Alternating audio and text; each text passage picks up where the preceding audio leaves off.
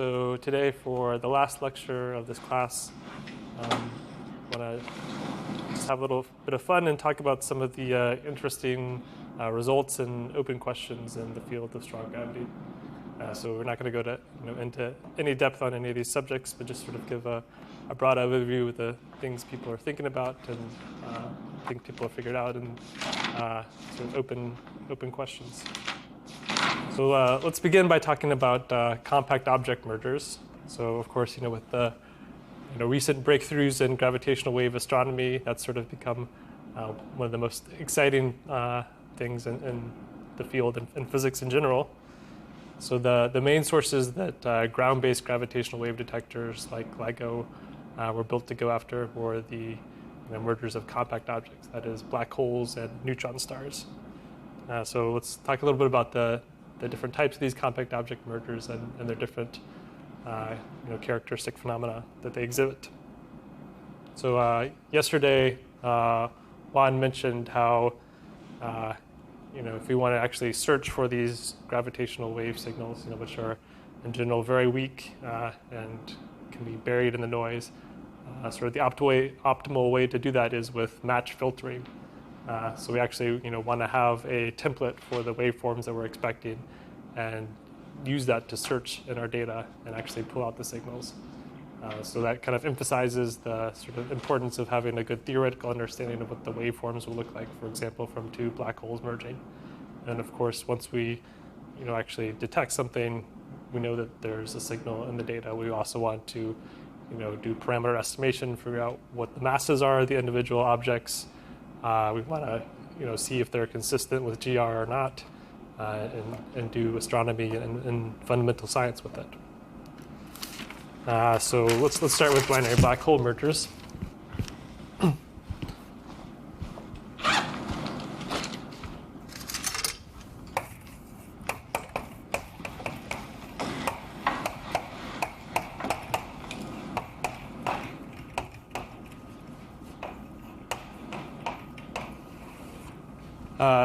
So in some sense, this is the simplest kind of system. We just have to solve this equation right here, and as far as we know, this is a fundamental equation that will tell us everything about what happens when two black holes come together and merge, and what the gravitational wave signal is. Of course, in practice, actually solving this is difficult, and you have to combine a number of different techniques that we've sort of touched on in the class.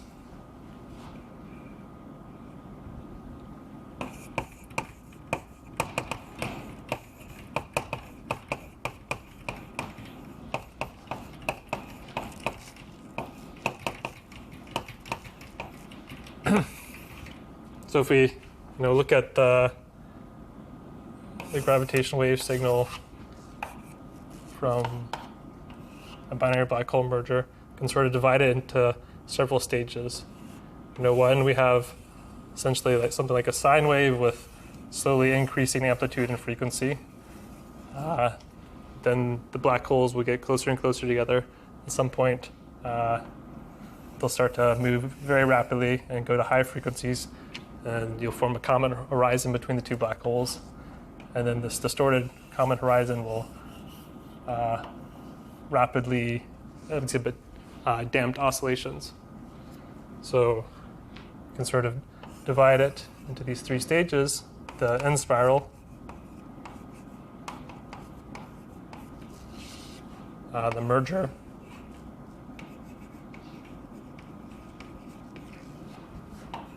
and then the ring down.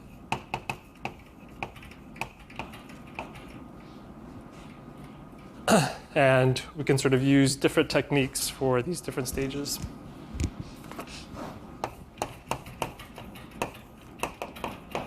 So for the end spiral, we can use post-Newtonian expansion,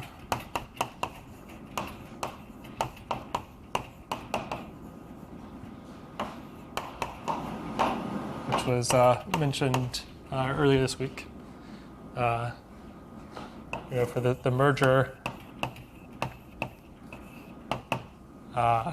that's when things become very nonlinear. space-time is very strongly curved and highly dynamical, and that's really where you have to solve the nonlinear equations. So there, the usual technique is to use full numerical solutions or numerical relativity.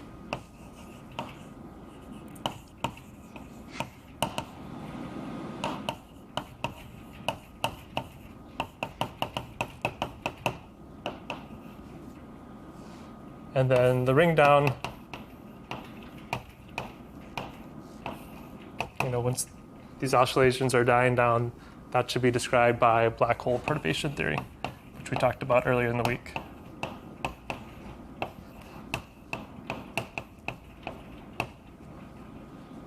So, in theory, if you have a full numerical solution, it should describe all these different regimes. But in practice, it's difficult, sort of too computationally expensive to do very long time scales. So you can't go sort of arbitrary far back in the spiral. Of course, you can do the ring down or something like that, but it's also good to understand it from a perturbative theory. Yeah, and so the post-Newtonian, so we'll just say a couple words about post-Newtonian.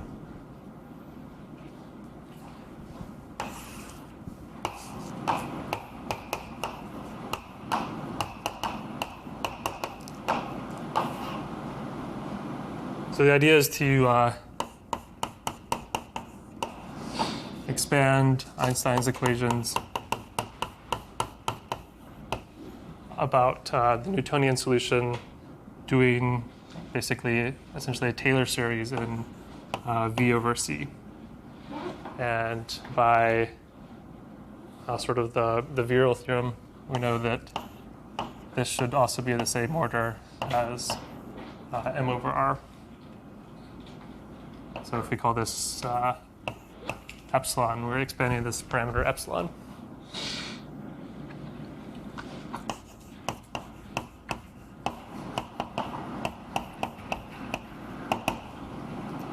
And just a little bit of terminology, people will say that this is the first post-Newtonian term, or it's like the 3.5 post-Newtonian term. And so that refers to this basically the power of epsilon that term comes in.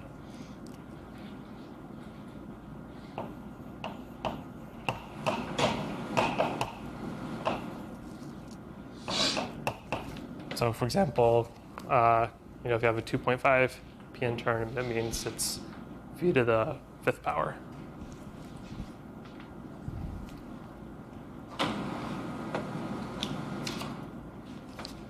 Yeah, so for example, for two-body motion,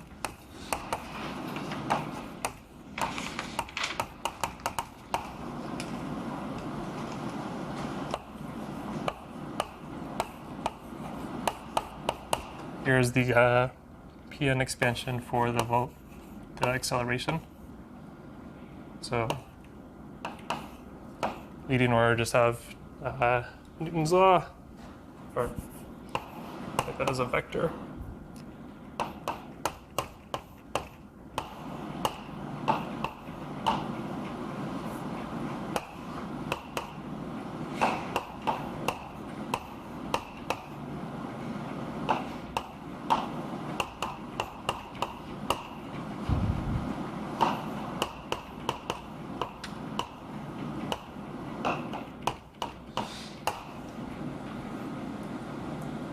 So yeah, just the acceleration we have from Newton's theory, and then we'll have a series of post-Newtonian corrections. Just as an example, I'll write down the first one here.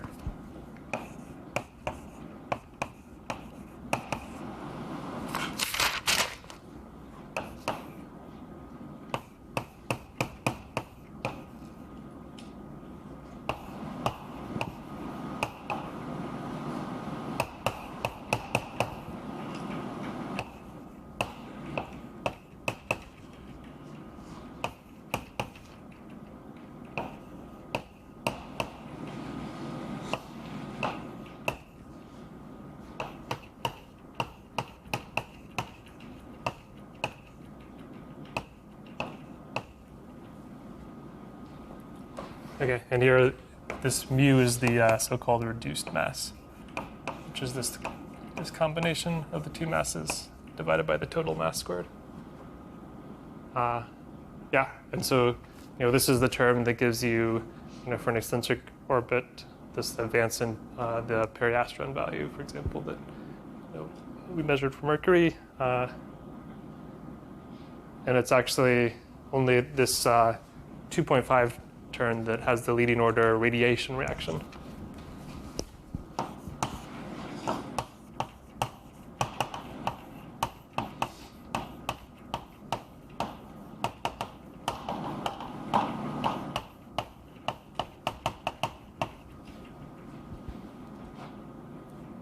Yeah, so in the tutorial and also in the third homework, you'll work out what happens if you just take a Newtonian orbit and plug in this leading order radiation reaction. The fact that the gravitational waves are carrying away energy and angular momentum, and because that's kind of a secular effect that continuously causes the orbit to shrink. That's kind of the most important effect here, and then you can calculate higher order corrections and so on. But if you just work out how that leading order effect changes the frequency as a function of time,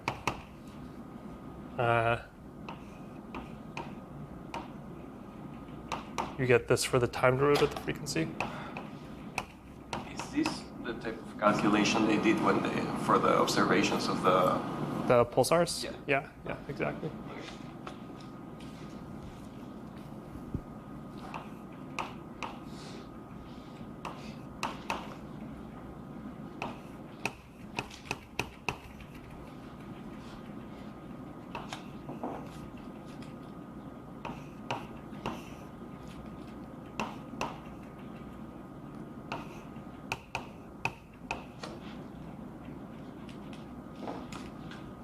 Yeah, so this just tells you how the frequency of the orbit increases as a function of time. And you'll notice it depends on this script m, which is the reduced mass to the 3/5 power times the total mass. And this is called the chirp mass. And it's actually what sort of LIGO measures the best from these in-spiral gravitational waveforms. So if you remember these sort of spectrograms, we have time, frequency. It's basically what sets the curvature of this. And so for example, for the binary neutron star event, they actually measured this quantity to several digits. But then once you try to divide that into the total mass or the individual masses, then the errors get larger. But this combination itself is measured very accurately. And of course, the gravitational wave signal is just going to be sort of twice the orbital frequency, for equal mass.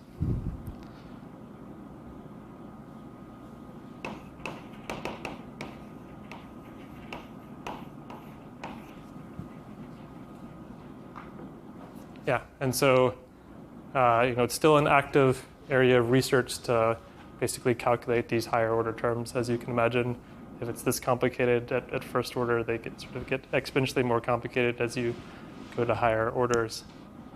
So sort of the state of the art for the compact object merger scenario is 4PN, and people are working on 5PN corrections. Though in some sense this Taylor series sort of is probably only an asymptotic series, right? If we want to study a merger, it's going to go to some finite value of V over C. So it's not clear that at some finite value, adding more terms will always help you. But so far, at least for this particular problem, post-Newtonian seems to do quite well, and each term sort of makes them more accurate. In addition to the traditional approaches for doing this expansion, people have also sort of more recently figured out how to do that using effective field theory techniques. So basically, you can calculate these terms using sort of Feynman diagrams. You're not doing quantum mechanics, but it's still you can sort of import all that technology from particle physics.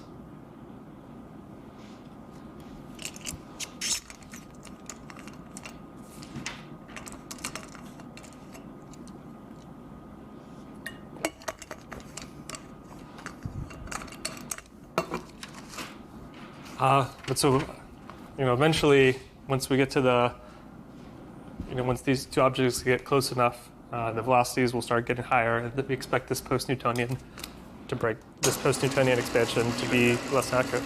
Highest orders in perturbation. I mean, even you can go like even higher in that perturbation.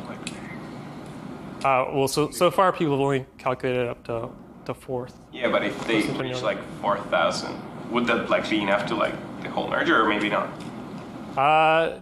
Well, yeah, I don't think. I mean, at some point you want to switch over to having a perturbed black hole, right? Yeah. Okay. And so, I mean, I think it has to break down at some point. But also, like I was saying, I mean, you're expanding in V over C, right? Yeah. But you're not going to sort of arbitrarily, like V over C is becoming sort of, half or something. A number, yeah. Yeah. Okay, that's right.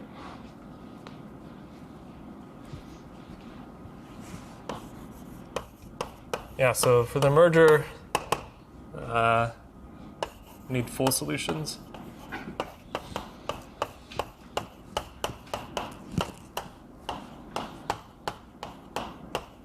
We can compute those numerically.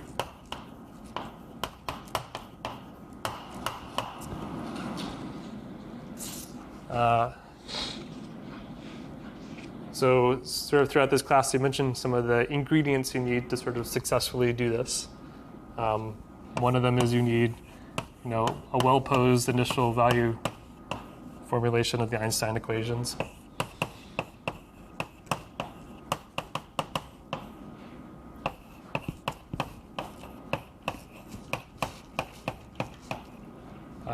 In class, we talked about one of those, the generalized harmonic. There's other ones, like one that looks very similar is called Z4. In the homework, you worked out one called the BSSN equations, and there are other ones. But yeah, so having a well-posed formulation of the Einstein equations is essential. But you also need some other ingredients. So you have to have control over these constraint violating modes.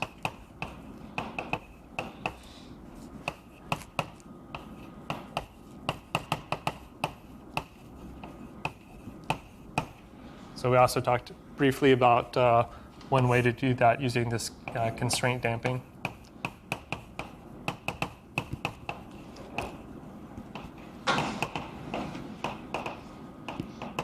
But that's basically so that these, you don't introduce sort of extra unphysical modes that grow exponentially and sort of spoil the accuracy of your solution. We talked about the initial data problem. So, both, also need some way to numerically solve the constraint equations at the initial time. And you don't just want a solution, you want something that sort of represents your astrophysical system as well as possible, in the sense of if you want a quasi-circular system, you want to, not introduce small eccentricities into your orbit, or if you do tune those away by successively iterating, or do other things like control this so-called junk gravitational radiation, things like that. You also need to resolve the disparate length scales that are in the system.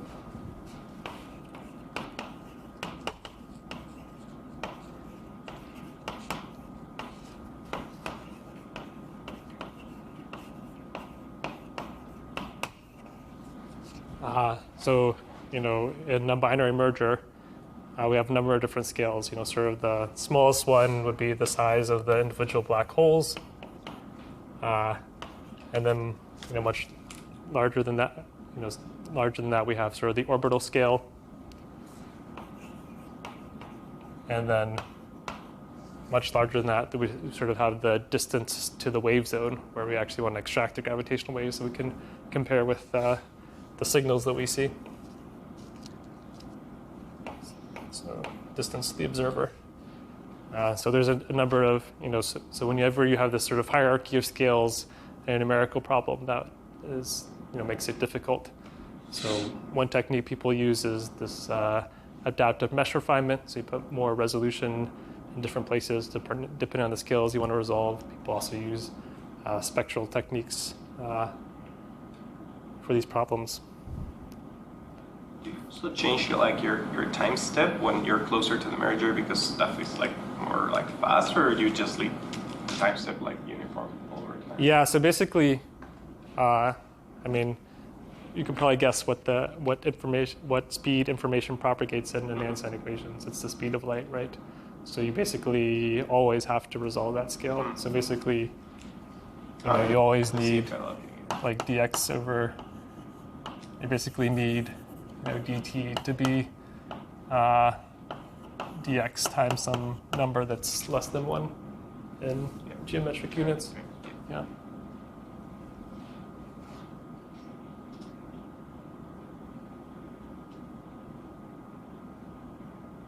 Yeah, and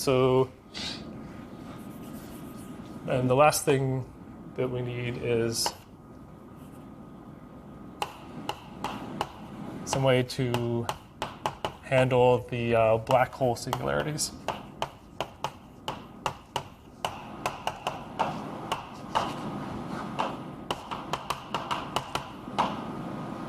Because inside their black holes, the curvature is blowing up, and Einstein's theory is beginning to break down. So there are a couple different techniques for this. One is called excision. So last week we talked about how we can define this concept of an apparent horizon at any given time, and we can search for that by basically using some flow method or solving an elliptic equation to look for these surfaces where the outward null expansion is 0. And so what those surfaces mean is basically at the surface or inside a little bit, information is only propagating into that surface. It's not propagating outward. So it's perfectly fine to just not evolve some region inside that grid because you just sort of need ingoing information there. So that's one technique. There's another one called using punctures, where basically you sort of compactify your singularity so it's sort of infinitely far away. And you have a coordinate singularity inside the black hole that again turns out not to bother things because it's sort of causally disconnected from outside.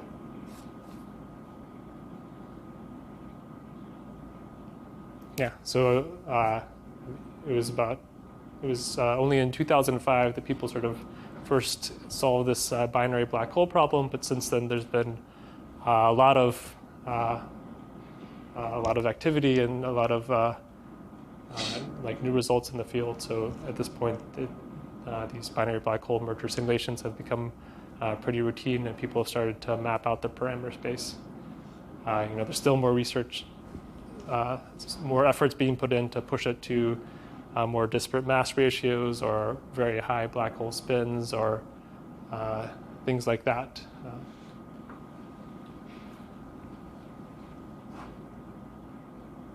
Yeah, so maybe just quickly mention one or two of the new results that have come out of studying that.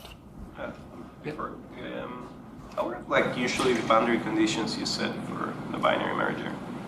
Are they do you really take care to make them constraint preserving so that the ingoing modes you have there don't destroy your simulation, or you just say oh, everything is flat far away?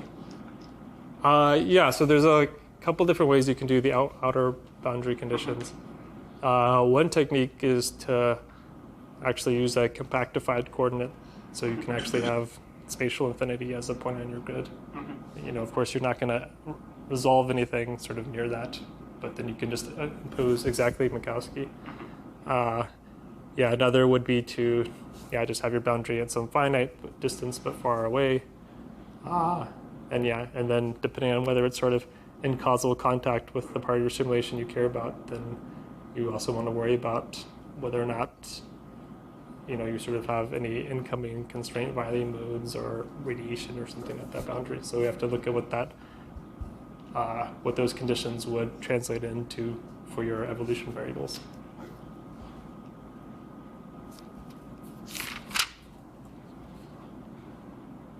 Yeah, so one interesting thing about binary black hole mergers is that they can actually produce what's called a kick or recoil on the final black hole. And that's because gravitational waves can also carry away linear momentum.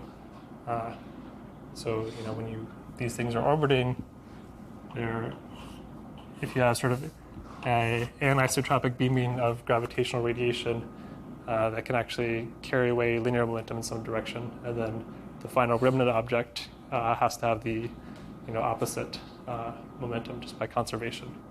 So that means the final black hole can have some velocity in the center of mass frame. And so it's sort of exactly how big a kick depends on how this how gravitational radiation is beamed, especially in sort of the last phase of the merger where things are no longer just going around in a circle basically and averaging out to zero. So for example, for non-spinning black holes, if you look at the maximum kick you can get as a function of mu, this reduced mass.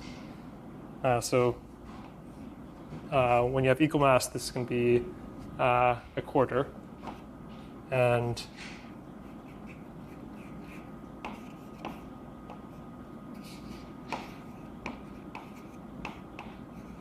in that case, there's no kick for the non-spinning black holes.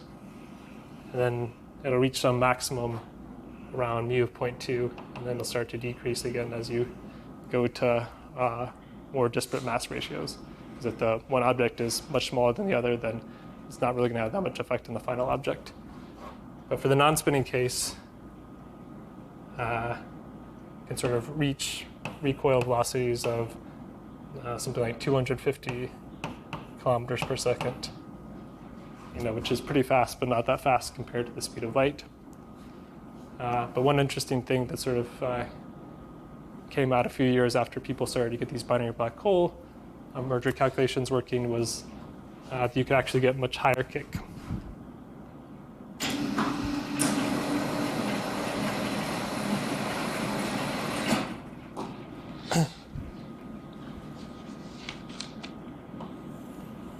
So if instead of having non-spinning black holes, you have spins that are in opposite directions and actually point in the orbital plane. This is the orbital plane. So that's the so-called super kick configuration. And there, the recoil velocities can go up to something like 4,000 kilometers per second. So this might be astrophysically relevant, especially for the case of supermassive black hole mergers, because we think when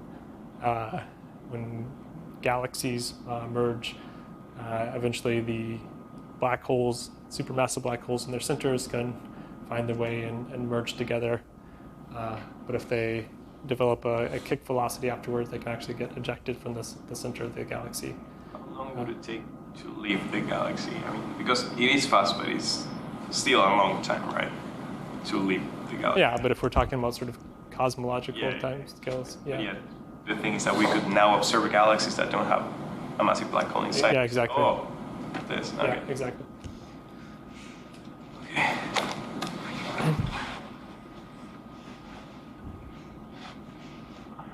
Yeah. So these merger simulations can tell you, what the gravitational wave signal looks like from the merger, what the mass and spin of the final remnant is, what the sort of amplitude of these quasi-neural modes will be, and yeah. So the last one we mentioned here was black hole perturbation theory. So that sort of sets the highest frequency that you'll see in one of these mergers will be set by the sort of quasi-normal mode ringing of the black hole. And yeah, so also just mention in a couple sentences that, in sort of to combine all these different ingredients and also to be able to, interpolate a waveform template to sort of different parameters than you did a simulation for, or things like that. People use a number of different techniques.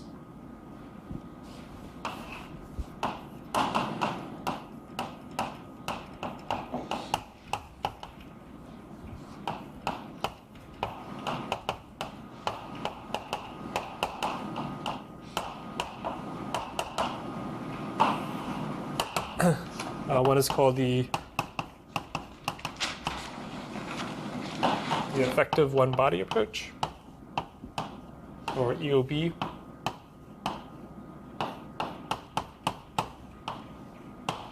So the idea is to map your binary spacetime to a single, sort of perturbed black hole spacetime, where you have some effective Hamiltonian and so forth, and use that to compute gravitational waveforms. But in essence, you can basically think of it as, a way to interpolate, or basically a fitting formula that you can add ingredients to, both the post-Newtonian, the black hole perturbation theory, so you can sort of add all the physics but then also have free parameters which you just tune to, for example, a numerical simulation or things like that. And then it can produce waveforms for different values. And there are also, a number of other ways people do that, just using phenomenological waveforms.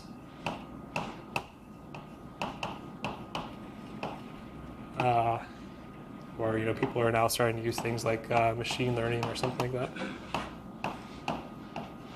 Approaches that are sort of agnostic to the physics. So yeah, if you see any of these presentations or papers by LIGO or something, they'll say, we used NR EOB SP something version 5 or something like that. But yeah, that's what they mean basically.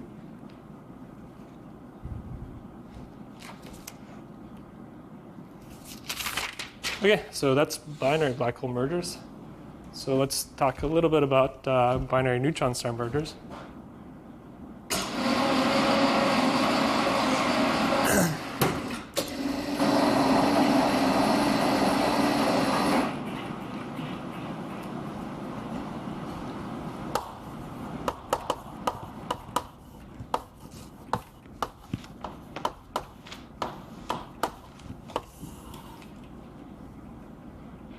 So, we've seen almost a dozen binary black hole mergers, and so far we've seen one gravitational wave signal from a binary neutron star merger. That's GW170817. So binary neutron star mergers, now we can't get away with just solving the Einstein equations. We need some description for the matter. So the sort of simplest way to treat a neutron star is as a relativistic fluid. So in addition to the Einstein equations, we have the relativistic weather equations.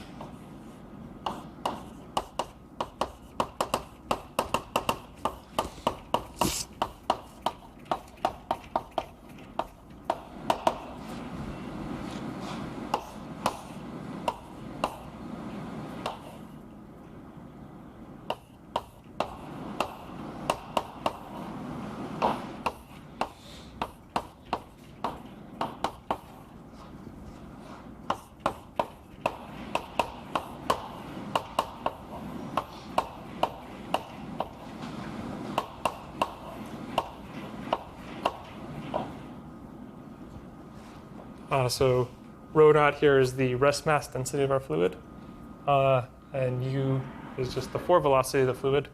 So this is basically just tells us that we have conservation of our rest mass. And then the second equation, of course, is just the conservation of stress energy. And so, but with this particular form, the stress energy tensor for a fluid. So here, rho is the energy density as seen by an observer and the rest frame of the fluid. So we can write it as this rest mass density plus this epsilon part, which is called the specific energy. And then P is the pressure.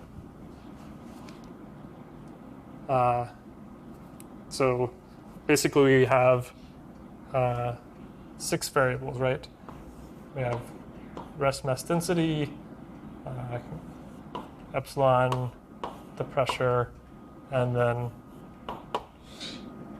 3 free components of the forward velocity, because we can get the 4th one by normalization.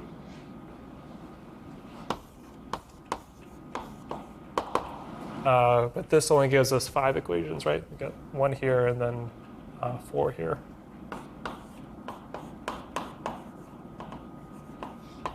So we need one other relation, and that relation is basically something that tells us the pressure in terms of the other fluid variables.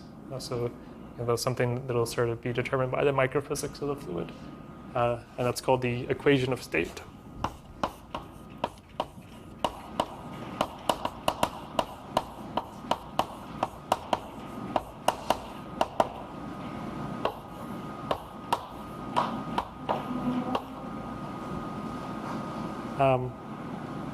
So if we're talking about neutron stars, and we're talking about sort of incredibly high densities, something like 10 to the 15 grams per centimeter cubed. And so we don't really have access to these incredibly high densities in our terrestrial lab. So it's actually a big unknown, how nuclear physics behaves at these. So we actually don't really know what the neutron star equation of state is. However, the idea is that maybe we can actually use gravitational wave observations of neutron stars to tell us, to figure out what this equation of state is, to tell us how nuclear matter behaves.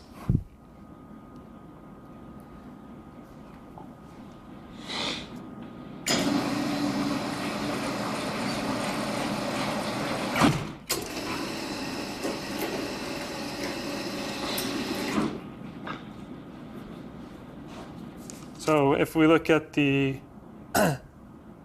leading order effect on the end spiral of having matter, which you can calculate in post-Newtonian theory, for example. So let's write the phase of our gravitational wave as a function of frequency.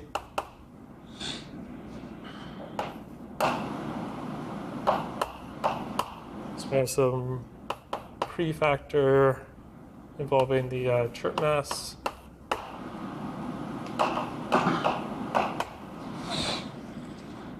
And then we're going to have a series of terms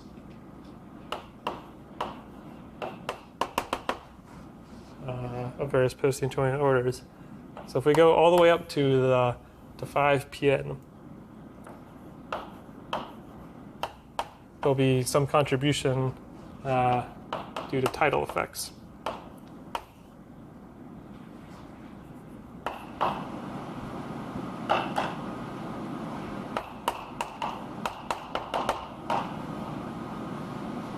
And so here x is just this new variable to determine in terms of the frequency. So this tidal effect here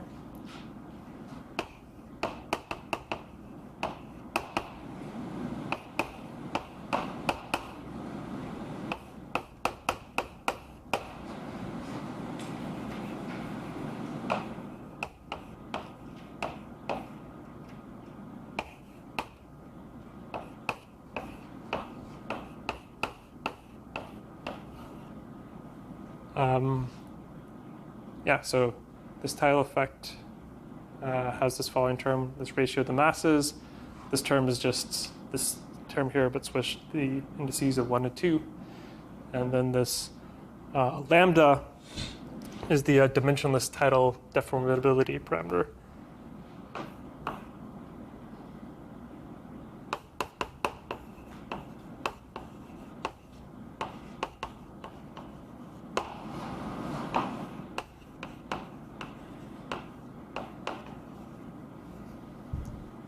So basically what it tells us is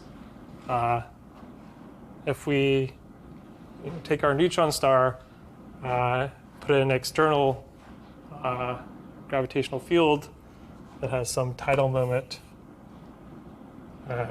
EAB, then what is the induced quadrupole that the star will develop? So it's this proportionality here between the tidal balloon and the induced quadrupole. And then I've just factored out this factor of mass to the 5th power. So it's just dimensionless.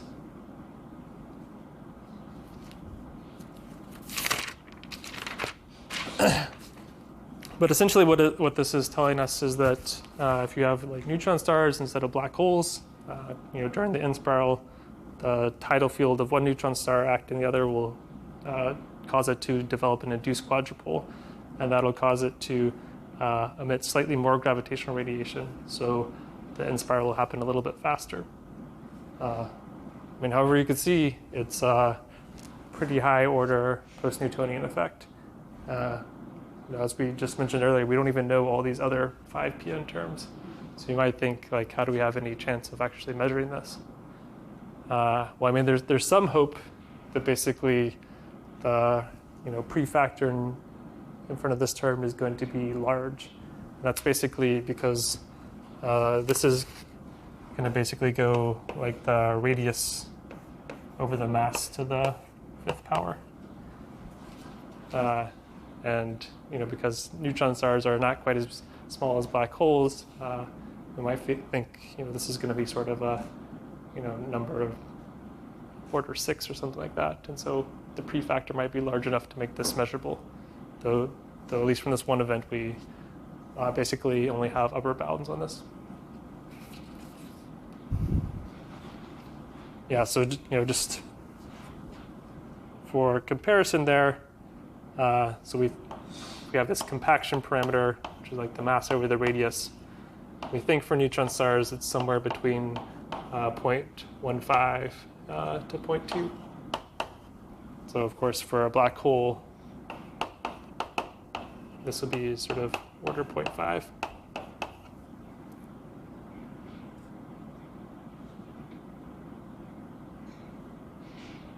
And just in terms of astrophysical units, this would correspond to, a value of 0.17 for this compaction would correspond to a 1.4 solar mass star having a radius of 12 kilometers.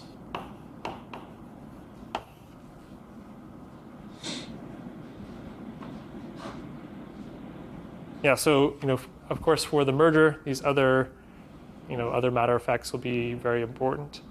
For example, in determining, when these stars come together and collide, are they going to immediately collapse to a black hole, or will they create what's called a hypermassive neutron star? That's this longer-lived remnant, where basically the star is supported by thermal pressure that you can develop from shock heating or things like that, and also the differential rotation.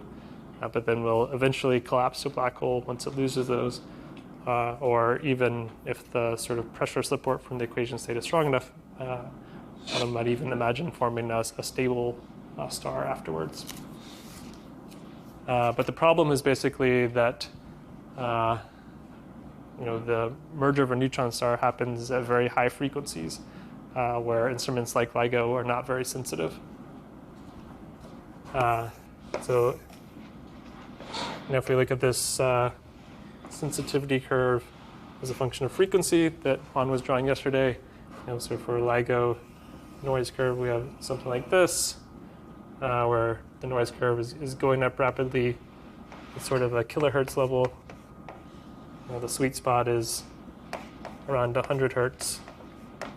Then you have this noise wall due to like seismic noise and things like that at around 10 hertz.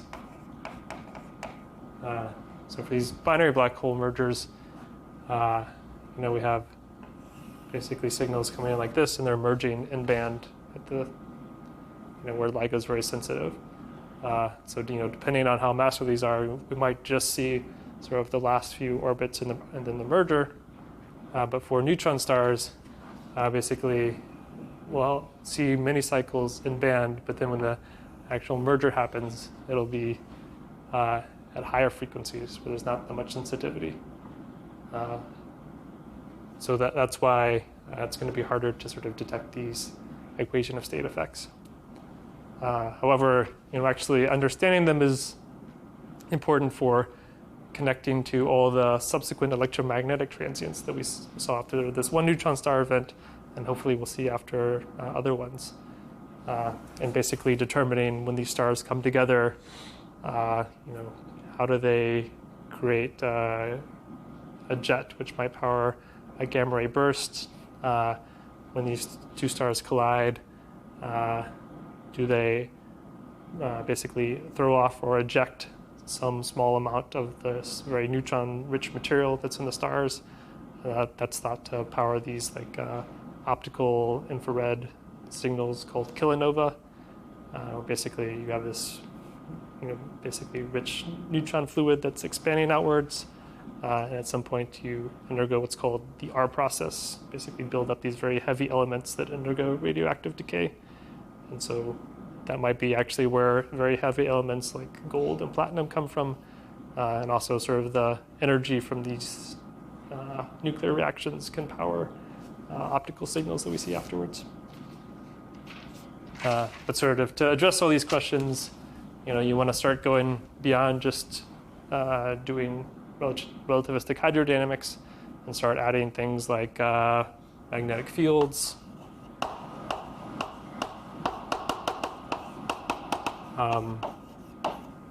radiation transport,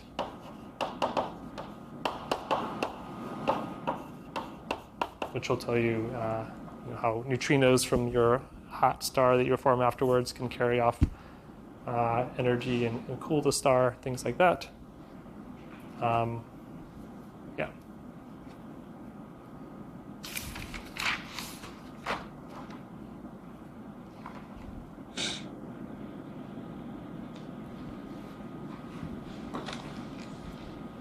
Yeah, and so the last combination that I haven't mentioned yet is a black hole merging with a neutron star, a black hole neutron star merger.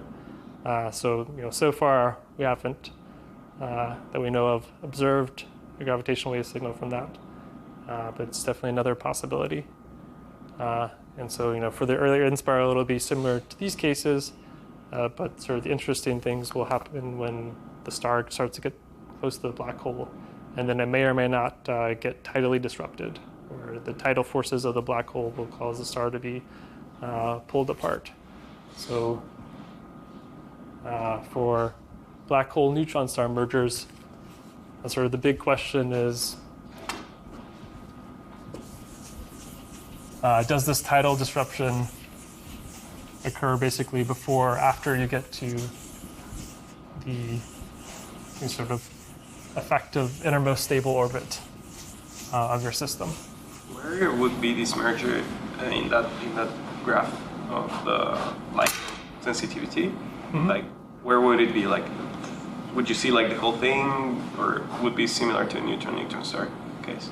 Yeah. So this highest frequency is kind of set, like as we said, by sort of the ringing of the final object, right? So it basically depends on how big the black hole is. But we definitely expect it to be probably bigger than a neutron star, so it's going to be merge at lower frequencies. So like if the black hole is very big, then it could be comparable to some of these other binary black hole mergers we've seen. But sort of conversely, if the black hole is very big compared to the neutron star, then it'll probably just swallow the neutron star whole. So that would give us a merger gravitational wave signal, but it probably wouldn't give rise to a accretion disk. One way to get around that might be if the black hole is rapidly spinning. So, from our study of Kerr in the first week, you can probably guess, how spin could sort of enhance the accretion disk, right? You basically want it to point in the direction of the orbital angular momentum, so the sort of ISCO of the final black hole can move inwards.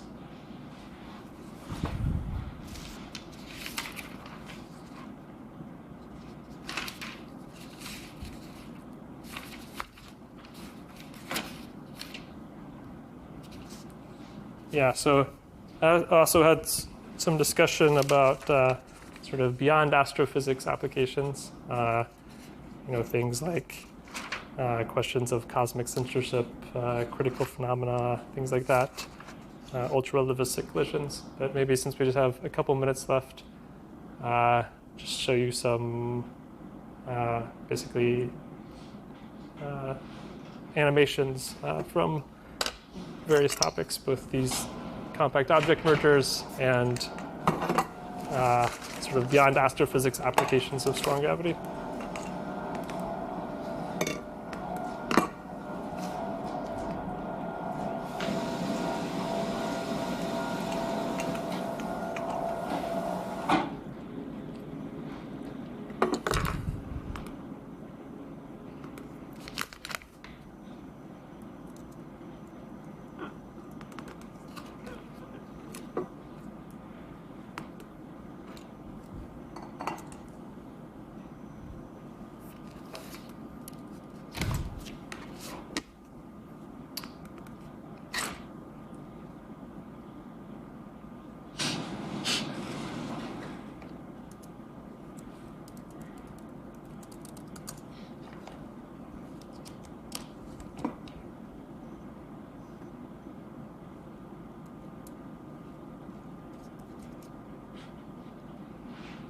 Okay, so here is a binary black hole merger simulation. So you can see the black holes sort of orbiting each other, and these green blobs are the gravitational waves.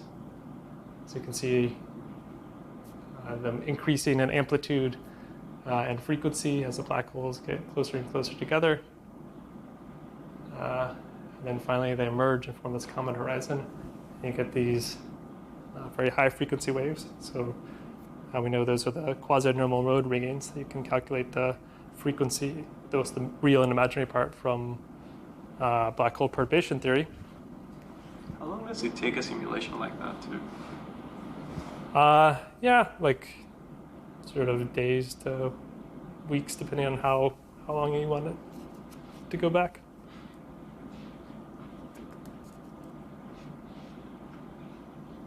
So here's binary neutron star merger, showing you two of the different outcomes of the merger. So these two simulations use different equations of state to describe the neutron star. The sizes you get are not that different, but the differences start sort of post-merger. So in the case on the left, after a little bit, it's going to collapse to a black hole. Is that the energy density, or? This is just the rest mass density. So you get a black hole, and then this guy just keeps on oscillating. So this will create these very high frequency gravitational waves, at a few kilohertz, that would be difficult to detect with LIGO, but are there in theory.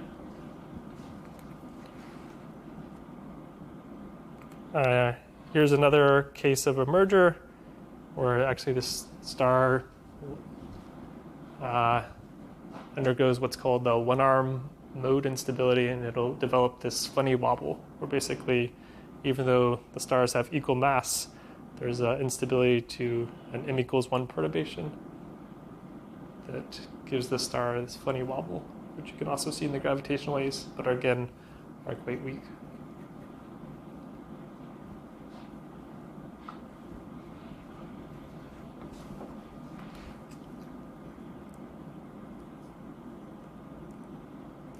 And here's black hole neutron star merger.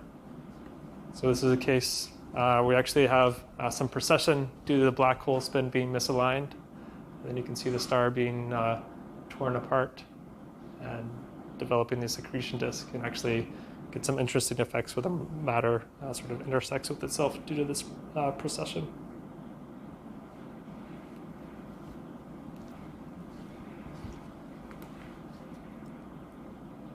So now kind of beyond astrophysics, didn't have time to discuss the details of this, but related to this question of cosmic censorship, whether or not you could have singularities where Einstein's theory breaks down that exist outside black hole horizons.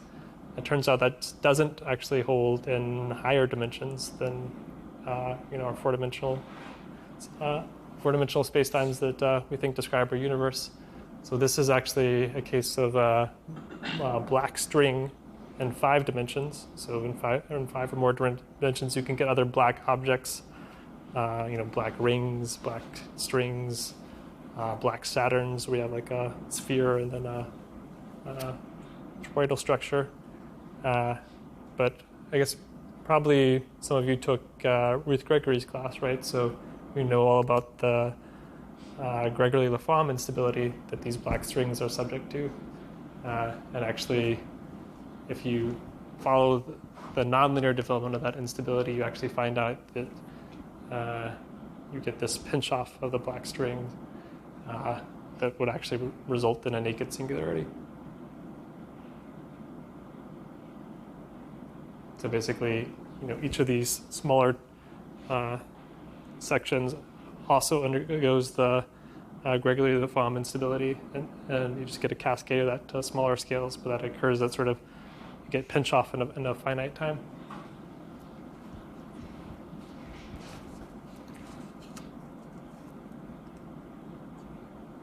And let's just end with this one. So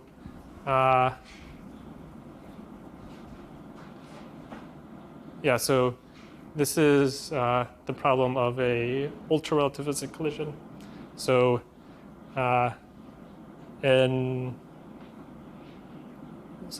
sort of a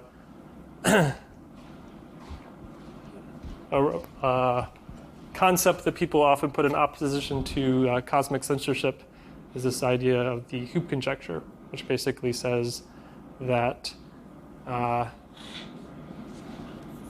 if we have some, matter and has some mass m, then this matter will form a black hole if and only if we can pass some hoop around this matter in every direction such that the circumference is less than about 4 pi times the mass within that region. So basically, if you plug in what the radius of a black hole is to m, this would saturate this. So the Hoop conjecture doesn't really have a precise statement. There's a squiggle right here.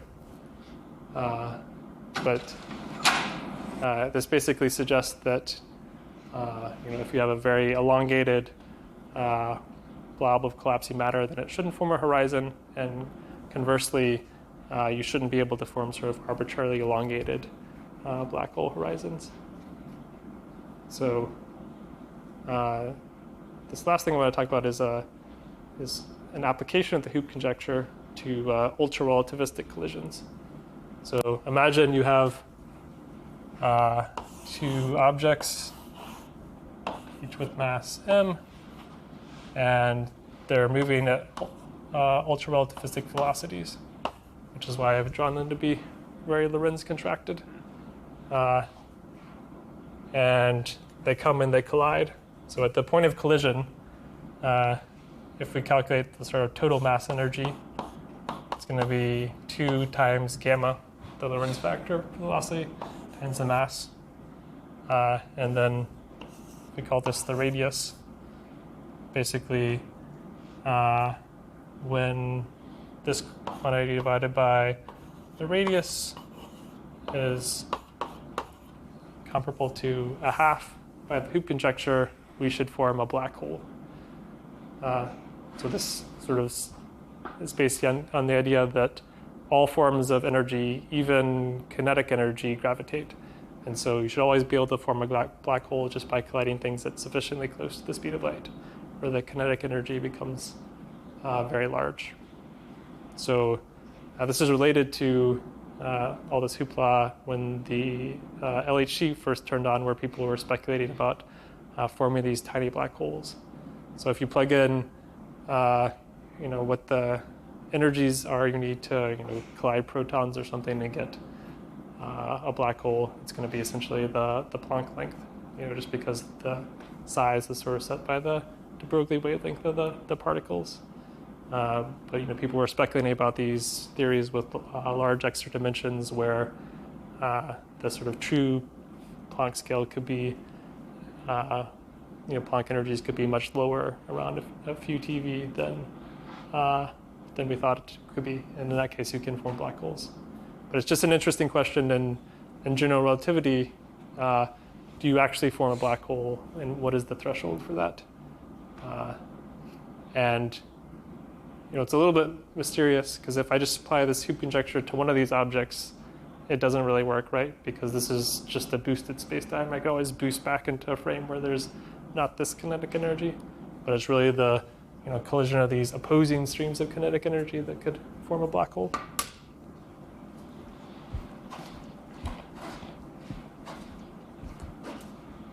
So this is a collision here of basically two stars with a Lorentz factor of 10. And you find something pretty interesting happens around the threshold for black hole formation, where you can actually form two separate apparent horizons that then merge into one. And this actually happens at a factor of a few below this threshold that you would get just by using the Hoop conjecture. And sort of the explanation you can come up with that is if you take one of these highly Lorentz contracted objects and just look at sort of geodesics that are coming from the other direction, this kind of acts like a gravitational lens. Like these rays will sort of be focused down to a point and then expand outwards, sort of behind the object. And so there's no reason that should actually happen. It seems like the stars kind of focus down each other, and so you actually form a somewhat more compact object, which can lower the threshold for black hole formation. That's pretty cool. Okay, so that's the end of the class. Happy to stick around to answer any questions.